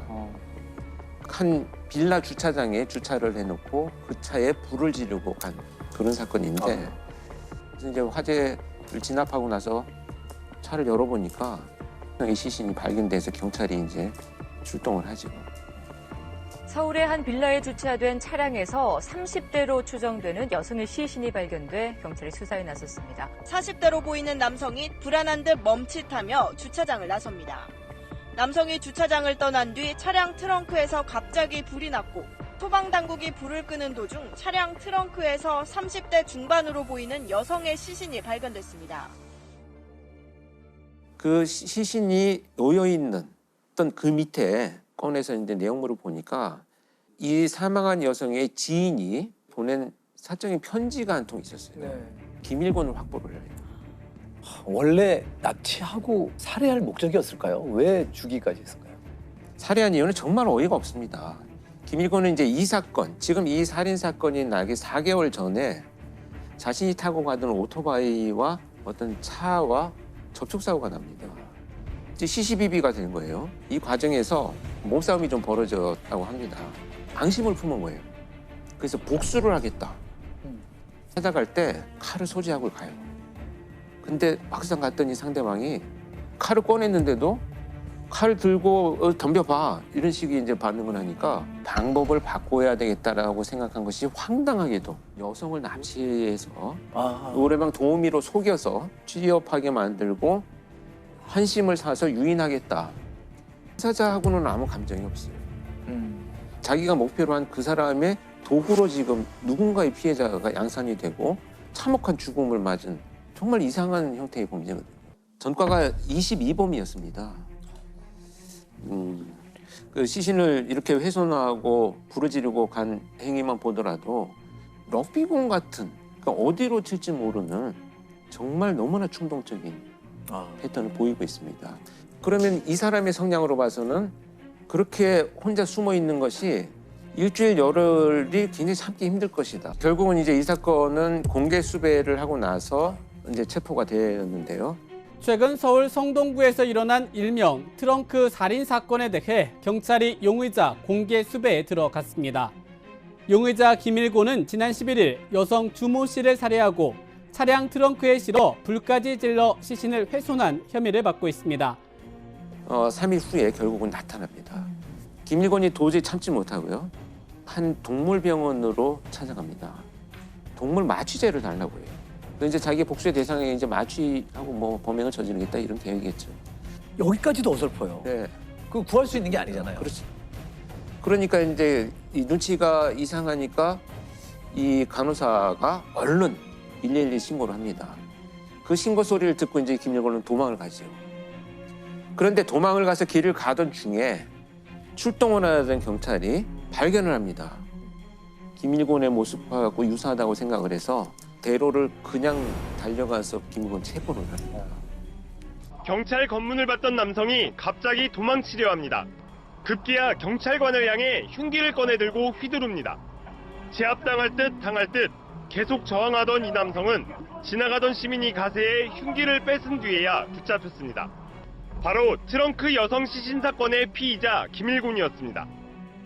아주 거만하게 앉아가지고 나이가 차이가 좀 나니까 이 프로파일러들이 아주 그냥 정색을 하고 쳐다보고 말을 하지 않았어요. 약간의 그때부터 갑자기 눈을 아래로 내립니다. 그래서 자 이제 눈을 위로 올리고 나는 봐야지 이제 이런 태도로 이 면담을 시작을 했었죠. 제가 정말 놀란 것 중에 하나가 다른 사람의 행동과 태도를 아주 왜곡되게 받아들이고요. 끝없이 자신을 무시한다라고 하는 이런 편집증적인 성향. 근데 그 기록의 내용이 뭐냐 하면 내가 병원에 입원했을 때 불친절을 해줬던 간호사, 내가 판결을 받을 때 나한테 불리하게 판결한 판사, 그래서 형사. 그래서 제가 그걸 물어봤죠. 그랬더니 단 한마디로 돈 주면 다 돼. 나는 지금도 억울하다라고 고함을 치고요. 김일곤은 조금도 당황한 기색이 없었습니다. 혐의를 인정하냐는 질문에는 오히려 버럭 화를 냈고 난 잘못한 게 없습니다. 어차피 잘못한 게 없어요, 나. 범행 동기를 묻자 또다시 혐의를 부인했습니다. 난 잘못한 게 없고 나는 그 앞으로 살아야 된다고. 김 씨는 무기징역이 선고되자 이 판단이 옳으냐며 항의했다가 법정에서 끌려나갔습니다. 그래서 김일곤은 결국 이제 무기가 최종 선고가 잡을 수 있는 방법이 없을까요? 왜냐면 사실 이 시민들 입장에서는 어쨌든 우리가 지나다니는 길에서 같이 걸어다닐 수 있는 거잖아요. 그런 것에 대한 좀 끔찍함도 있거든요. 그래서 끝까지 추적을 해서 검거한 케이스가 있습니다. 사례가 하나 있는데 고향에서 발생한 여관 종업원 살인 사건. 1995년 10월에 고향에 있는 한 여관에서 여관의 종업원이 칼에 목을 찔린 채 사망한 채로 발견이 됩니다. 피 묻은 옷이 하나 발견되는데요. 이 안에서 도장이 하나 발견이 됩니다. 그 도장의 이제 주인을 찾아봤더니 그 여관에서 장기 투숙을 하던 사람으로 밝혀집니다. 그래서 가해자의 신원이 어쨌든 밝혀진 것이죠. 또 다른 곳에 또 투숙을 하면서 유사한 범죄가 일어날 가능성이 높으니까 경찰이 수배 전단지를 만들어가지고 10,000여 장 이상 전파를 합니다. 지난 1995년 10월 경기도 고양시의 한 여관에서 끔찍한 살인 사건이 벌어졌습니다. 경찰은 55살 김모 씨를 유력한 용의자로 보고 방송을 통해 2차례나 공개 수배를 했지만 김 씨의 행적은 묘연했습니다. 1995년 10월에 사건이 발생하고 그해 연말에 주소 불분명으로 결국은 주민등록이 말소가 됩니다. 그게 더 찾기가 이제 어려워진 거죠. 그런데 정말 그 담당 수사관이 이 말소된 주민등록이 살아났는지 무려 12년 동안 2007년 11월에 충남 천안에 있는 한 동네에서 주민등록이 회복된 것을 찾아요. 그래서 잠복을 하는데 며칠째 잠복을 해도 결국 나타나지를 않습니다. 그래서 이 담당 형사가 아이디어를 기초수급생활자로 해서 음식이라든지 이런 보조를 받아가기 위해서 회복시켜줬다라는 이야기를 듣고 유인하는 이런 전략을 짭니다. 그래서 김장김치를 나누어 줄 테니 와서 가져가세요 라고 해서 이 살인범이 해오니 경찰은 범인을 체포를 하게 되죠. 경기도 고양경찰서는 지난 1995년에 내연녀를 살해한 혐의를 받고 있는 66살 김모 씨를 12년 만에 붙잡았습니다.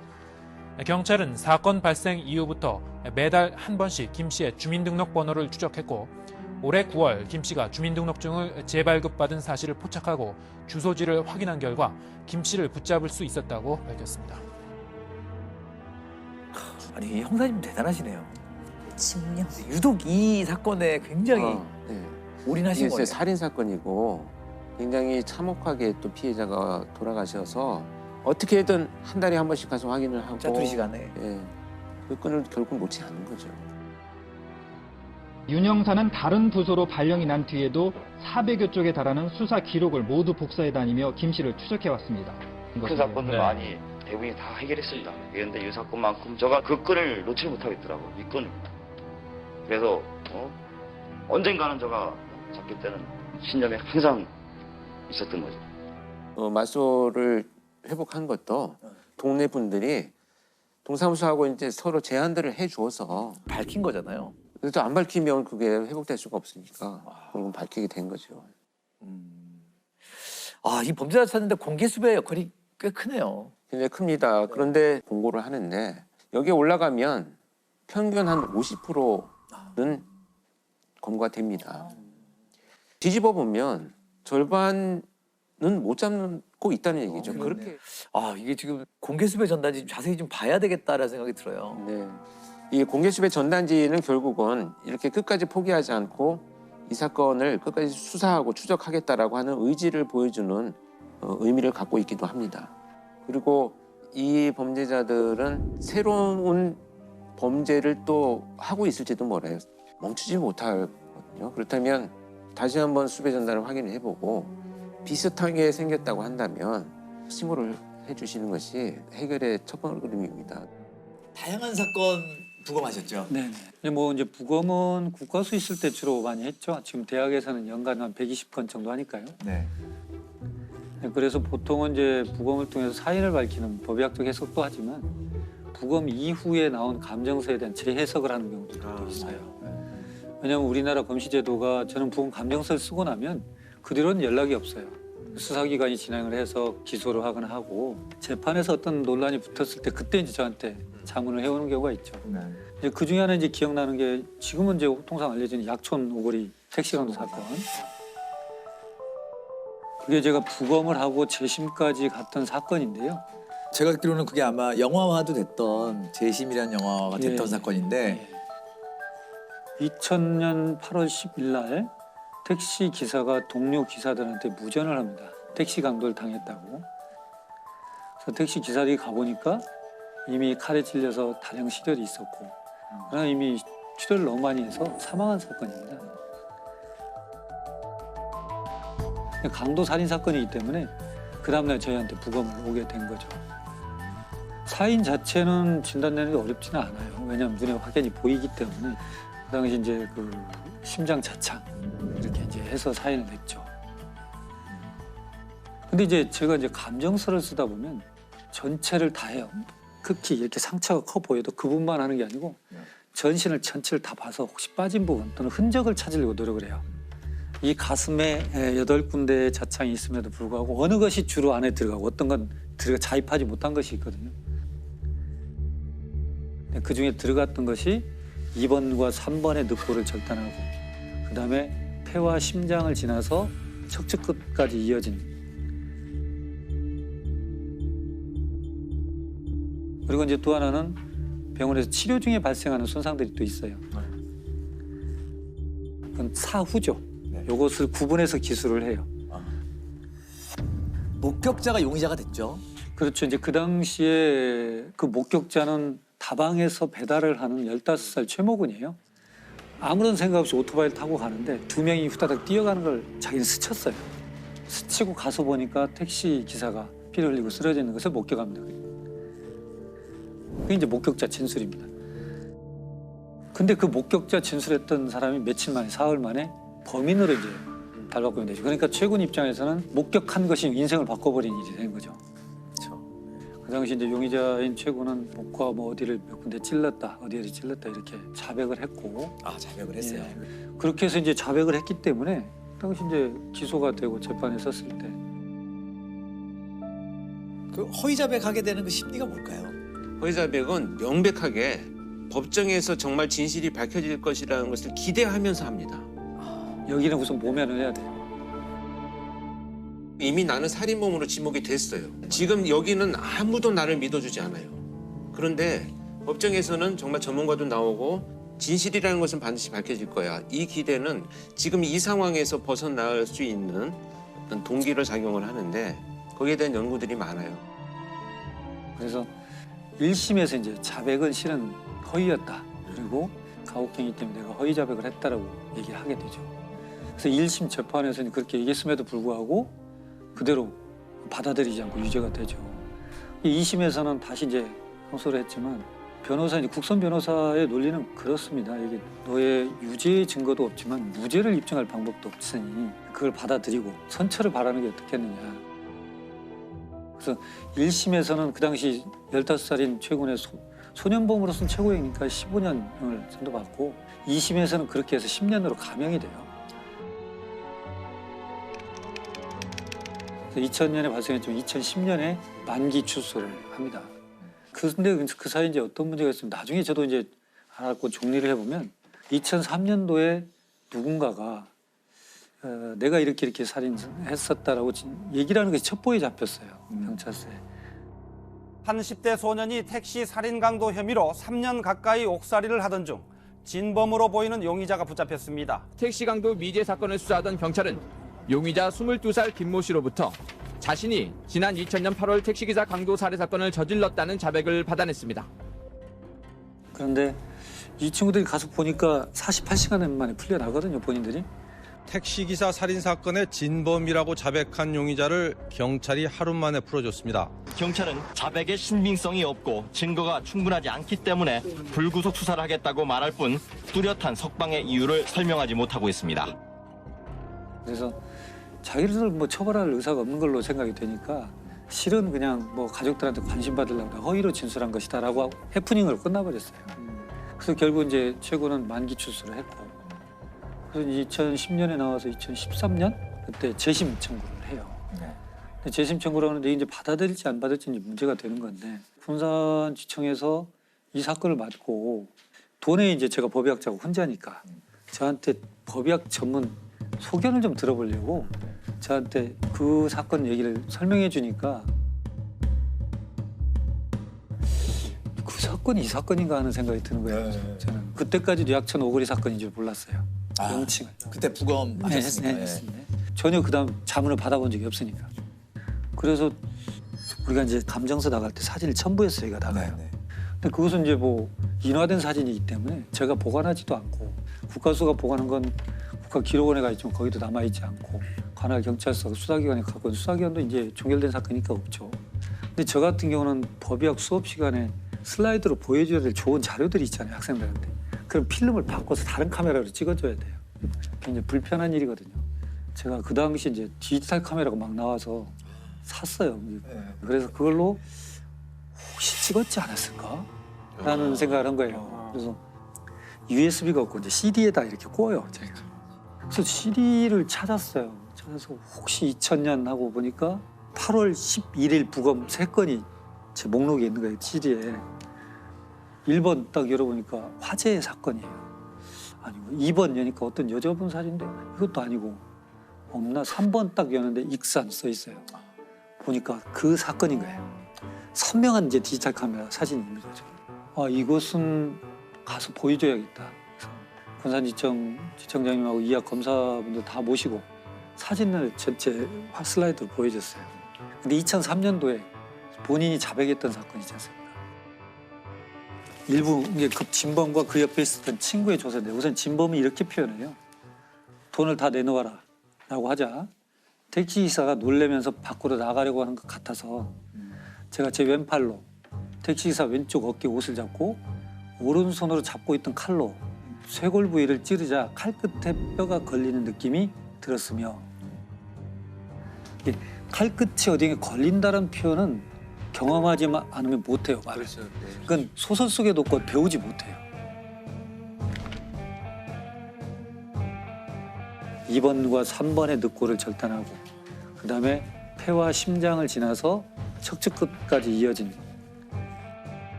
그리고 이제 친구의 진술인데요. 그 칼은 가정집에서 쓰는 식칼이었는데 칼끝이 휘어 있었습니다라고 표현해요. 그리고 칼끝이 뭔가 묻어서 건조가 됐는데 지방기처럼 말라붙은 시커먼 색이 붙어 있습니다. 이것은 굉장히 사실적인 진술이거든요. 근데 반전은 뭐냐면 그 당시 최군의 진술에서는 어디를 찔렀냐 그러면 가슴을 찌르고 등을 찌르고 옆구리를 찌르고 얼굴을 찔렀습니다라고 굉장히 드라이하게 이렇게 진술이 돼 있어요. 근데 문제는 옆구리를 찔렀던 최군의 진술에서 모순이 뭐냐면 옆구리에 있는 3군데의 자창은 병원에서 생긴 겁니다. 폐가 찔리고 심장이 찔리니까 출혈이 흉곽으로 차요. 그럼 숨을 못 쉬잖아요. 병원에서 옆에 절개를 합니다. 그래서 피를 뽑아내요. 그건 최군이 할 수가 없어요. 해서도 안 되는 거예요. 근데 최군은 정확히 옆구리도 찔렀습니다. 진술에. 야, 이건 너무 좀 인위적인 냄새가 난다. 조서를 읽고 다시 이제 그 사진을 검사들하고 다 같이 봤어요. 자, 이런 모양입니다. 그러니까 전부 다 그걸 받아들이게 된 거죠. 이건 재심할 수밖에 없겠구나, 이렇게 되는 거죠. 15년 전 있었던 익산 약촌 오거리 택시기사 살인 사건에 대한 재심이 오늘 광주 고등법원에서 열렸습니다. 사건 발생 16년 만에 최 씨가 다시 법정에 섰습니다. 무죄로 인정할 만한 명백한 증거가 있다며 확정된 법원의 재심 공판에 참석한 겁니다. 그래서 재심은 이제 받아들였고 군사재해서 대법원까지 가가지고 무죄로 됐죠. 그리고 이제 바로 진범으로 진술했던 그 사람이 바로 긴급 체포가 돼서 형을 살고 있죠 지금. 와, 이 교수님의 그 사진이 결정적인 그러네요. 역할을 한 거네요. 최종 이제 무죄 판결 듣고 어떠셨어요? 이제 뭐 사필 규정이죠. 실은 법을 다루는 사람들이 신은 아니니까요. 근데 그런 생각을 저도 역시 합니다. 반문하는데 이런 사건이 발생해서 피의자 신문조서, 범인으로 된 분의 조사나 현장 검증이 있을 때는 법의학 전문가가 같이 임장을 했으면 좋겠다는 생각을 해요. 과거 거 보면 현장 검증이 아니에요. 현장 강요지. 네, 맞아요. 그래서 이미 자기들이 갖고 있는 상황에서 진술을 받아내요. 그 현장에 보면은 검시관님들은 이제 법의학자분들이랑 다른 거죠. 그렇죠. 지금 이제 우리는 법의관이라고 하고 예. 검시관들은 요 근래 이제 우리 과학사에서 각 경찰청마다 의료기술직 출신들의 검시 조사관을 두고 있어요. 지금은 그럼 현장엔 이제 검시관은 출동을 해가지고 그렇죠. 이제 자기 의견을 쓰고 하지만 이제 정확한 거는 부검을 이제 또 해야 되죠. 그리고 이제 중요한 건 이번 건도 내부 장기의 치명적 손상으로 사망했다는 건 이미 알죠. 현장에서 형 보면. 그러나 어떤 경로로 갔는가에 대한 정확한 기술을 우리 이제 해놔야 돼요.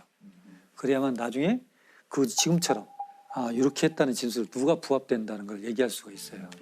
죽음을 검증하는 것이 너무 중요하다. 죽음은 상당히 어두운 분위기를 주죠. 그러나 죽음을 어둠으로 보지 말고 죽음은 살아있는 사람들한테 교훈을 던지는 살아있는 학문으로 좀 봐주셨으면 좋겠어요. 제가 가끔은 그런 얘기를 합니다. 어떤 사망 사건이 발생하고 누가 사고가 발생하면 불상사가 발생했다 이런 표현을 해요. 근데 불상사는 죽은 사람한테 발생한 게 아닙니다. 죽은 사람은 이미 죽었어요. 불상사는 그와 같이 미래를 꿈꿨던 사람들한테 불상사가 발생한 거예요. 즉, 산 사람한테 불상사가 발생한 겁니다. 그래서 우리는 죽음을 검증해야 돼요. 그래서 검증해야 돼요. 이게 법의학이 망자만을 위한 분석만 하는 게 아니고 산 사람을 위해서 여러 가지 교훈을 남겨주는 학문이에요. 그렇네요. 반대로 보험금을 노린 범죄도 그 많이 건도 있으시죠. 참 저도 참 답답하고 지금도 돌이켜보면 이제 과연 아찔한 사건인데요.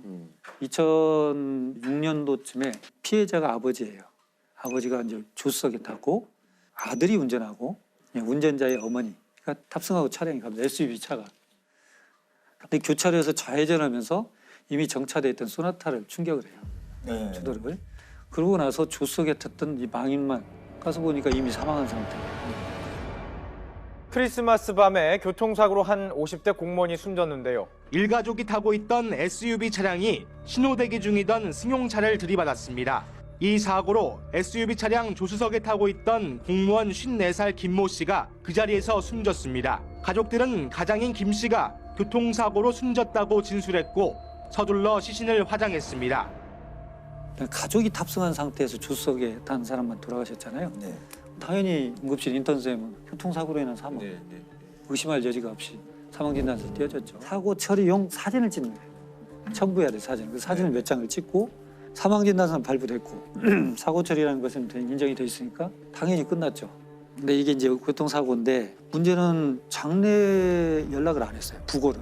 직장에도 연락하지 않고 또 형제들한테도 연락하지 않고 근데 아무한테도 연락하지 않고 장례를 치러버려요. 화장을 해버렸어요. 그러고 나니까 이게 좀 이상한데 가족들은 수사를 요청을 해도 시신도 없고 사진만 있고 그러니까 이게 자꾸 안 풀리던 사건이 있었어요. 그리고 또 수사를 계속 진행하다 보니까 참 독특한 게 밝혀져요. 정차돼 있던 차 있었죠. 피해 차량. 그 운전자가 망인의 부인과 내연관이에요. 그 사람 자백을 합니다. 실은 내가 이렇게 해서 서 있으면 어디에 몇 시에 돼 있으면 와서 이렇게 해서 교통사고 보상금 2001년도부터 한 14개 정도 들어놨거든요. 14개. 7억여 원 정도 수령을 하는데 내가 좀 나누겠다라고 내가 그때 나왔다. 이렇게 자백을 합니다. 근데 어떻게 죽였는지 난 모른다. 그건 들은 바가 없다. 그래서 법정에서 밝힐 수가 없죠. 그래서 결국 보험 사기로만 1심에서는 정리가 돼요. 아들은 보험금 수령하자마자 외국으로 갔어요. 기수 중지가 되고 그 부인은 보험 사기로 5년형 또 공범인 내연하면 1년 징역 살고 경찰은 이제 단순 보험 사기뿐만 아니라 살인 사건으로 이제 중점을 두고 증거에 대한 계속 추적을 했습니다. 왜냐하면 그때 탔던 SUV 차량 충돌 과정에도 에어백이 터지지 않았어요. 또 하나는 그때 교통사고 분석을 해보니까 시속 약 40km 미만으로 가고 있었던 속도이기 때문에 탁승자가 사망할 수 있다 이렇게 생각할 수가 없는 상태거든요. 근데 지금 2008년도에 저한테 이제 자문 의뢰가 됐죠. 근데 시신이 없구나 그러면 할 수가 없어요. 제 입장에 참 어렵다. 사건 계획을 다시 한번 들어봤어요. 그래서 보니까 그렇게 했는데 사진상 보면 전방 유리창이 2군데가 깨져 있어요. 거기에 2군데가 충돌돼 있으면 누군가가 2번 부딪혀야 되거나 또는 조수석이니까 뒷좌석에 탔던 부인이 부딪히거나. 네네. 부인과 운전자인 아들은 아주 정상이거든요. 근데 이게 좀 이상하다. 근데 시신 장례식장에서 찍은 사진이거든요. 지금 교통사고 처리반이. 근데 딱 뒷면을 보는데 시반이 형성이 잘 돼 있어요. 시반이라는 게 그 피가 이제 고여가지고 그럼 피부 결국은 밑에 우리가 사망했다 그러면 심장이 멈추는 거거든요. 심장이 멈추면 혈액이 돌아다닐 힘을 잃어요. 그럼 이건 액체이기 때문에 중력이 작용하는 방향으로 그대로 이동을 해요. 그럼 시간이 걸립니다. 어느 정도 자리 잡으면 색깔이 나타나기 시작해요. 근데 이 사람은 앉아있는 상태에서 사고가 나고 응급실 가서 계속 실려가면서 등 뒤로 이동할 수 있겠죠. 근데 시반이 사망한 지 1시간 반 만에 그렇게 형성될 수가 없어요. 조수석에 타기 전에 이미 누워있는 상태에서 시반이 형성됐어야 돼요. 사망 시간을 그 훨씬 전으로 봐야 돼요. 그래서 2심에서는 이게 이제 무기징역이 되죠. 그리고 이제 살인 혐의가 돼서 외국에 나와 있던 아들은 민터폴로 체포가 돼서 들어왔죠. 일단 둘 다 이제 무기징역. 단순 교통사고 같았지만 망자의 부인과 아들이 범인으로 지목됐습니다. 김 씨 앞으로 14개의 보험이 가입돼 있었고 피해 차량 주인이 숨진 김 씨 부인의 내연남인 것도 의문이었습니다. 재판부 역시 김 씨가 살해된 상태로 사고를 당했다고 판단했고 김 씨의 부인과 아들에게 각각 무기징역을 선고했습니다.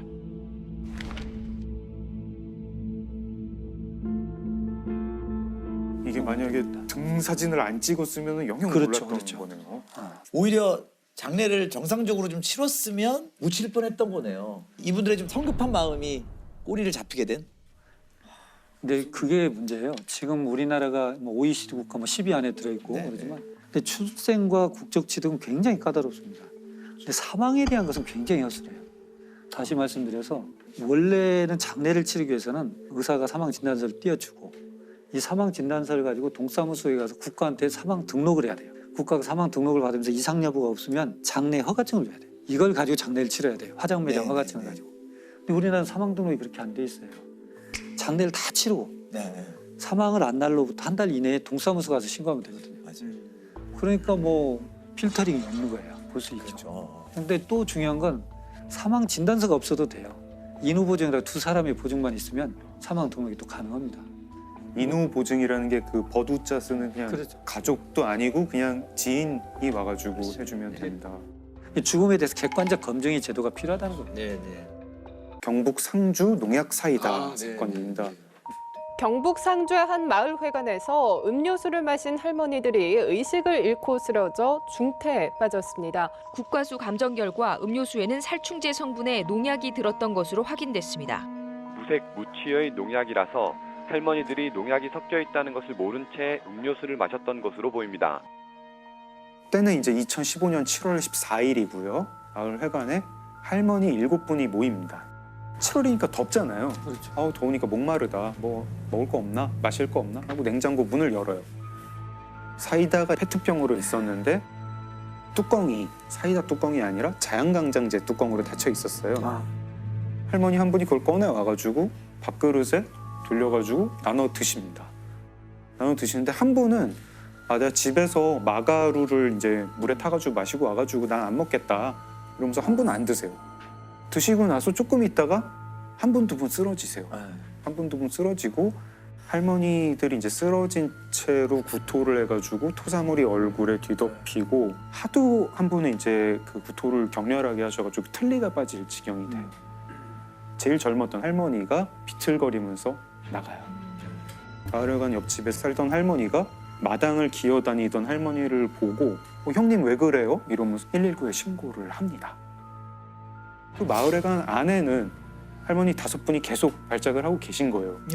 근데 그 안에 할머니 5분이 있다는 걸 구급차가 몰라요. 아이고 이런. 신고를 한 번만 했구나. 거의 1시간 가까이 돼서 이 5 할머니는 그때서야 병원을 가는 거예요. 그 할머니 6분 이제 다 중태에 빠지시고 결국 2분은 돌아가세요. 경찰이 당연히 오죠. 마을회관에 있던 모든 액체를 다 수거를 하고 금방 밝혀내요. 뭐 들어있다. 네. 사이다와 특정 성분의 살충제가 섞여 있었다. 이거는 그러면은 계획적인 범죄고 살인 범죄다. 수사를 하죠. 마을 입구에 CCTV가 있어요. 외부인 온 사람들을 다 수색을 해요. 근데 외부인 중에는 없는 것 같아요. 외부인 중에는 없는 것 같고 그럼 내부인인가? 이 마을 너무 작아가지고 마을 사람들 다 서로 알고 다 형님 동생하고 누가 원한 가진 사람도 없는데 이게 어떻게 이럴 수가 있지? 자연스럽게 의심의 방향은 왜 할머니가 7분이 모였는데 한 분만 사이다를 안 드셨나? 안 드신 분. 네. 그 안 드신 분한테 이제 수사 초점이 모아가게 되죠. 수사를 할 때 의심스러운 부분들이 많이 나와요. 그 할머니가 타고 다니는 전동 휠체어가 있는데 거기서 농약 성분이 나오고 이 할머니 옷에서 그 살충제 성분이 나와요. 제일 또 의심스러운 거 하나가 그 할머니 집의 그 마당 뒷뜰에 뚜껑 없는 자연강장제가 나오고 그 자연강장제 안에 살충제가 성분이 나와요. 그리고 할머니 집에서 자연강장제가 9병이 더 나오는데 그 9병이랑 마당에서 발견된 한 병이랑 유통기한이랑 제조번호가 같아요. 같은 세트네요. 네, 같은 세트. 10개짜리 한 상자를 사서 하나를 마시거나 비우고 거기에 살충제를 넣어서 마을회관에 가서 사이다를 탄 거 아닐까? 이제 경찰이 이 할머니를 용의자로 특정을 하고 체포를 합니다. 저는 경찰청에서 제가 근무할 때여서 투입이 됐어요. 이분이 마을회관으로 가는 동선이 늘 있어요. 네. 늘 있는데 공교롭게도 그랬는지 아니면 자기가 범행을 하려고 하는 긴장도 때문에 그런지 그날 다른 곳으로 가요.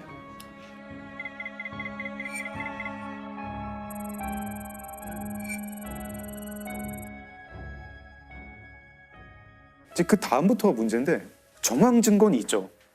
정황 증거는 있는데 물증이 없어요.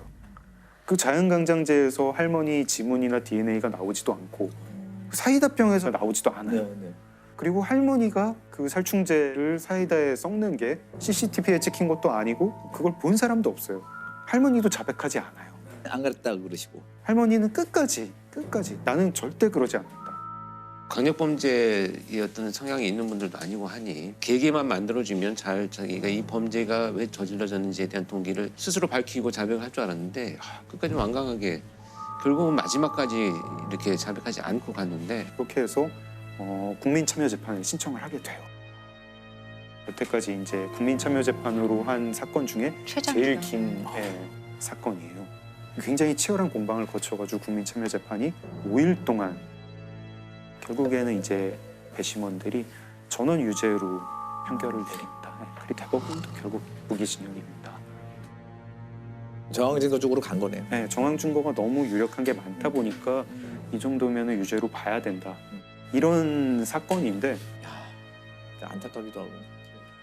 그러면은 살해 동기도 모르는 거네요. 검찰 측이 평소에 그 마을에 가면서 다른 할머니들랑 화투를 많이 쳤는데 화투를 치다가 사이가 좀 안 좋아졌다. 왜 속임수를 쓰느냐 이러면서 서로 싸우는 일이 많았다. 이게 범행 동기다. 듣고 보면은 그 화투가 이제 정당 10원짜리 할머니들 다 소비였다고 드시죠? 하는데 그것 때문에 6사람을 독사를 한다? 살해 동기도 지금 그 검찰 측에서 주장하는 그걸로만 화투 지금 때문에 싸움이다. 동기가 사실 끝까지 우리 마음을 좀 불편하게 하고 너무 사소하거나 이해할 수 없는 이유라 이거죠. 근데 농업 전문지에 농민분들이 이제 칼럼 쓰는 거를 보면은요 이런 게 되게 되풀이해서 나와요. 이렇게 답답한 줄 몰랐다. 스트레스는 참을 만한데 어디 갈 데가 없다. 사람 눈을 피해서 어디 갈 곳이 없다. 특히 이제 여성 농민 같은 경우에 거기 지역 전체가 이제 가부장적인 분위기고 남편이 또 이제 굉장히 가부장적인 사람인 경우에 자기 이 쌓인 한을 어디다 풀 데가 없는 거예요. 네. 실제로 이 상주 농약 사이다 사건 판결문에 이렇게 적혀 있습니다. 피고인은 1950년경 남편과 결혼 후 극심한 가정폭력에 시달려 순탄치 않은 40년의 결혼 생활을 해왔다. 피고인은 오랜 기간 누적되어 온 강압적 환경에 대한 스트레스 및 폭력에 의한 억압, 자존감 저하로 인하여 급기야 사소한 감정 문제에도 심한 분노를 느끼는 지경에 이르렀다. 제가 종합보고서에 썼던 내용이거든요. 학대받는 여성 증후군의 증상들을 조금 나타내셨어요, 이분이. 실제로. 그 문제로 인해서 이분이 자기가 뭔가 침해받는 것에 대해서 너무 예민한 반응을 해오셨어요. 그러니까 분노나 이런 건 조절이 잘 안 되고 내 텃밭에 누군가 옆집에서 팔을 한 2단만 여기 심어놓게요 해도 뽑아서 막 던져버릴 정도로 이제 감정이 극단적으로 왔다 갔다 하는 약간 문제가 있어서 이게 누적되어 와서 나를 무시하고 속여나를 계속 뭐 이런 것이 이제 촉발되었다고 보는 거죠. 씁쓸하게 또 저희 마음을 좀 무겁게 만드는 사건이었어요.